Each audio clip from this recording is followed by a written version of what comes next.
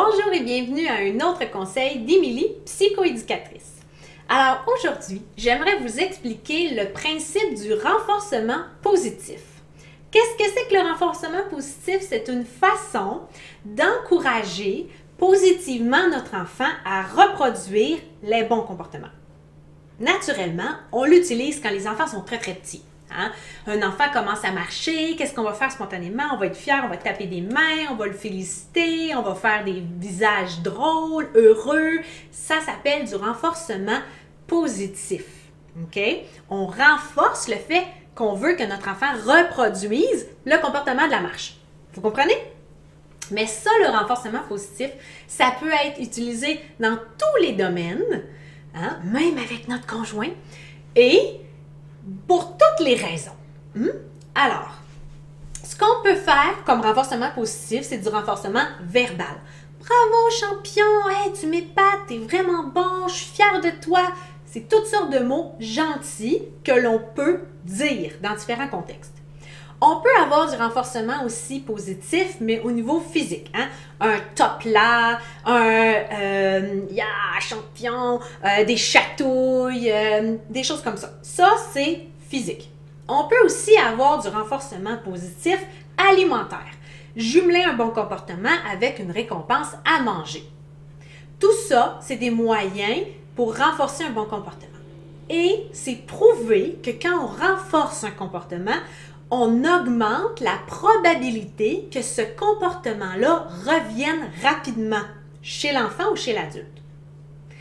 Par exemple, vous voulez que votre conjoint fasse la vaisselle, au lieu de lui reprocher constamment quand il ne le fait pas, notez la fois où il le fait. Dites-lui « Wow, c'est vraiment gentil, je suis contente, ça m'aide tellement quand tu fais la vaisselle, je suis vraiment fière de toi. » Puis allez-vous-en. Fait que là, dans son cerveau, ça va faire « Ah ouais, cool. » Puis il va s'en aller. OK? Mais ça va probablement augmenter fortement la probabilité qu'ils veulent vous refaire plaisir.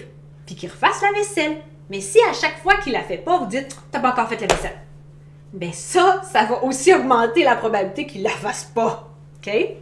Alors, si vous voulez que vos ados reproduisent des comportements, associez un renforcement.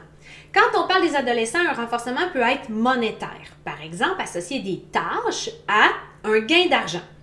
Donc, si notre ado nous aide à faire telle tâche à la maison, il peut recevoir un certain montant, soit par jour, soit à la fin de la semaine. Mais ça, c'est important, j'en parlerai dans un autre document, une autre capsule, excusez-moi, carrément là, sur l'argent et les tâches. Okay? Fait que je ne tomberai pas là-dedans tout de suite. Mais c'est un renforcement qui peut être utilisé également.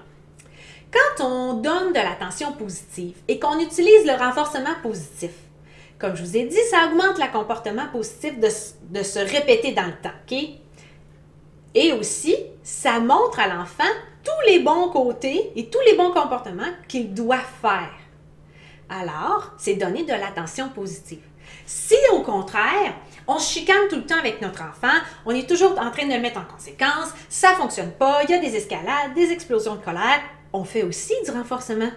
Mais négatif. On est en train de donner énormément d'attention sur ce qu'on ne veut pas qu'il se produise. Mais le cerveau à l'intérieur, là, lui, là, il ne sait pas que c'est de l'attention positive ou négative. Il sait que c'est de l'attention.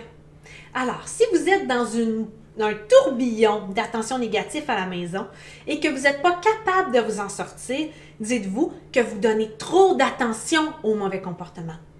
Ciblez ceux que vous voulez encourager. Donnez énormément d'attention quand ils se produisent et ignorez les autres, sauf ceux qui sont violents ou impolis. Mais pour les autres, ignorez-les, là. Et ce que vous allez faire, c'est que vous allez ramener toute votre énergie et votre attention sur ce que vous souhaitez qu'il se passe. Hein? Au lieu de focusser sur ce qu'il faut éviter. C'est vraiment simple à mettre en place. Essayez-le. Et ça va probablement changer votre quotidien. Alors, si vous voulez que je vous aide personnellement dans ça, gênez-vous pas pour me contacter et contacter mon équipe d'Émilie, psychoéducatrice à votre domicile.